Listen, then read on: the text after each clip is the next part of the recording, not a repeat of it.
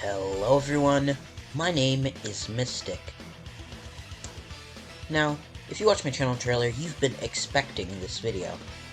This video is called, What If the Red Ribbon Army Won?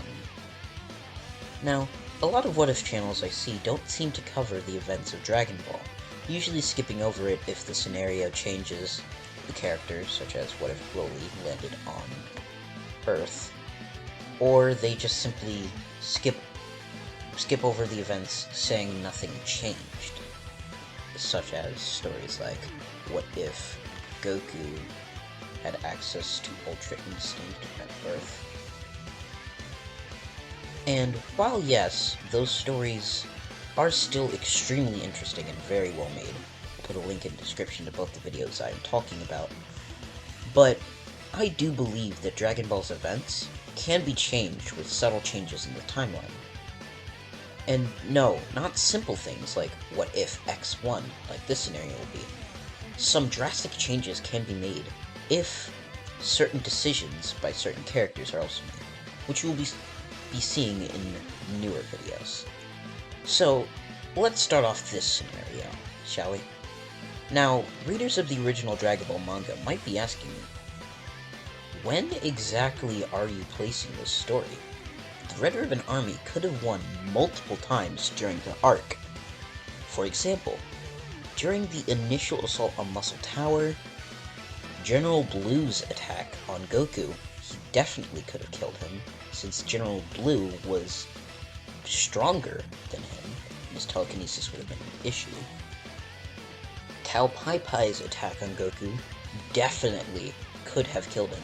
That was luck. The Dragon Ball protecting him was definitely luck. Or, hell, even the assault on Red Ribbon Army HQ could have ended disastrously, depending on if there were strong soldiers there. If Goku underestimated his own power and the Red Ribbon Army's power, he could have died the entire arc. So, when exactly am I saying this story takes place? Well, it's quite simple actually. Let's jump back to the beginning. Goku's attacking Muscle Tower. He's sped through all the floors so far, but he's met a new obstacle. It's a commander. Well, more like Major. Major Metallitron is attacking Goku. In the original timeline, this fight wasn't too difficult for Goku. For having a very nice fight, Goku ultimately did defeat him with a Kamehameha, and just punched him after his head was exploded. But in this timeline, Major Metallitron actually plays it smarter, using more of his power, which I believe he has because he's an android, and androids in the story are incredibly strong. Uses more of his power to defeat Goku before he even gets the chance to destroy his head, dodging that move, and being able to punch a hole through Goku's chest, killing him nearly instantly. Of course, General White is ecstatic at this, and is able to collect Goku's items, including his power pole, his dragon radar, which I don't think by this point was broken. If I'm wrong, correct me in the comments. And he reports it back to HQ, sending the items along with him. A few days pass, and the Red Ribbon Army is able to collect all the Dragon Balls, but we'll get back to them. So, what are the Z Fighters at this moment actually doing? So, it's been a few days since any of the Z Fighters, including Bulma, Yamcha, Krillin, and Master Roshi, have heard from Goku. So, they decide to investigate. They find something horrifying. Goku's dead body is just frozen in the wastes of Muscle Tower. Immediately, they're asked what their business is, and Krillin swiftly defeats the Red Ribbon Army soldiers. Of course, they don't know that Goku's stuff was taken. All they're thinking about right now is to mourn the loss of their dead friend. They then decide that they need to attack the Red Ribbon Army and destroy them for what they did to Goku. Let's jump back to the Red Ribbon Army really quickly. The Red Ribbon Army has gathered all 7 Dragon Balls, and you might be wondering, if you have read the original manga, that this would just be the moment where Commander Red reveals his actual plan to increase his height. But, actually, in this scenario, things go a bit differently. Commander Red isn't actually killed. He plays it a bit smarter. He doesn't reveal his true intentions, and actually decides to go along with his entire plan of taking over the world with the Dragon Balls. So he wishes that he and the Red Ribbon Army will have full control over the world for his entire lifetime. Of course, this wish is easily granted. All it does, actually, is give the Red Ribbon Army more military power to control the world. And you might be wondering, well, the Z Fighters could easily destroy the Red Ribbon Army even if they had more technologically advanced militia. However, there's something you're forgetting. The Red Ribbon Army are responsible for more than just Tao Pai Pai and General Blue. There's a few things in the future that devastate the world. That's right. Shenron brings Android 8 under the Red Ribbon Army's control. And also a few other surprises. The reason why Shenron brings forward these seemingly extremely overpowered people to the current time is because, well, he sees into the future. He sees the threat of the Saiyans. He sees the threat of, well, Cell, kinda, from the future timeline. And in this scenario, the future timeline is unaffected. He sees the threats of the Saiyans and King Piccolo. 2 threats that needed to be dealt with immediately. So, he brings forward Android 8,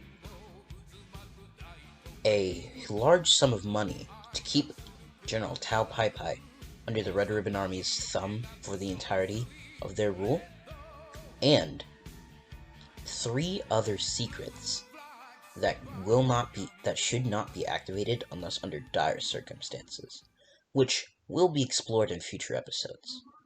But what exactly is Goku doing, since he's dead and all?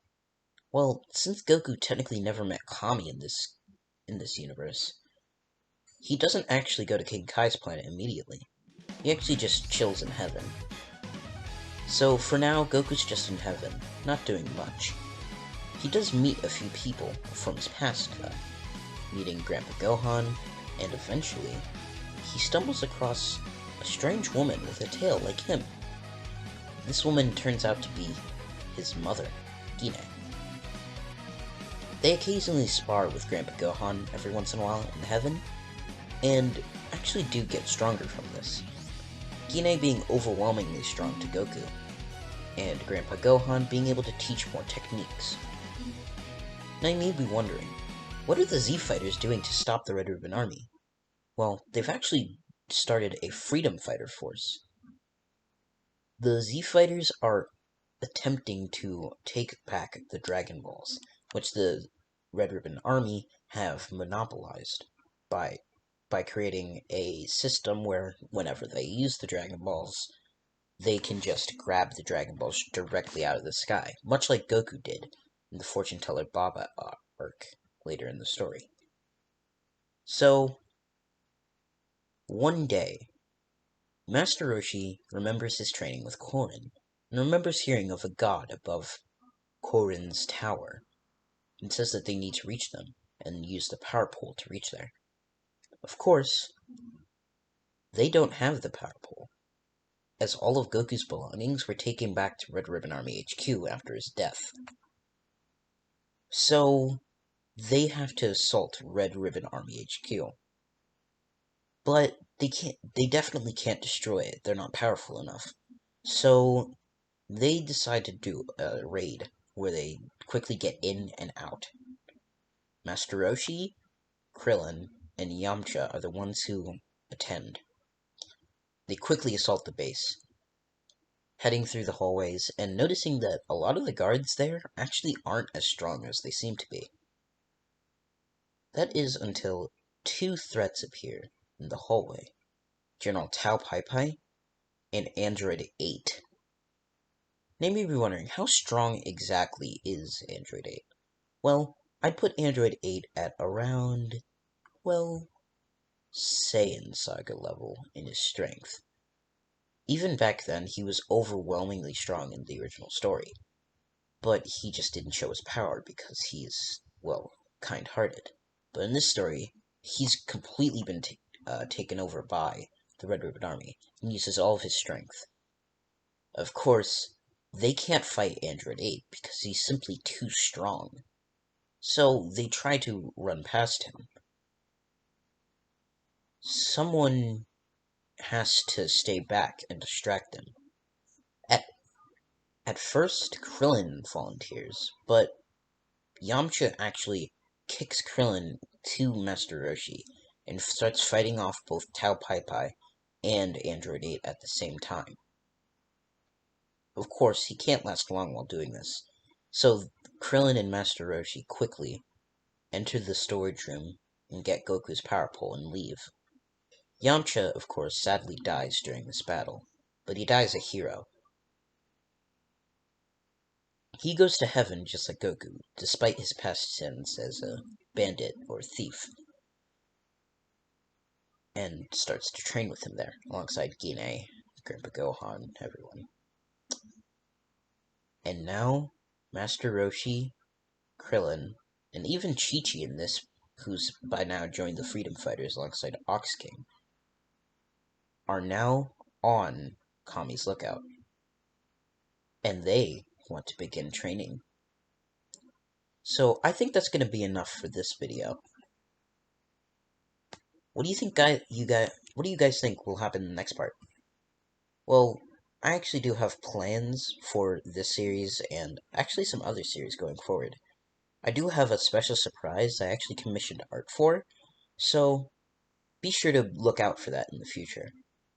Thank you guys so much for watching this video. Be sure to like, share, and subscribe, and check out the Discord server, which I set up recently, in the description down below. And also check out my socials. I have a Twitter and an Instagram, which I will post on semi-frequently, but yeah, not too frequently. It will be cool. So yeah, thanks for watching, and goodbye.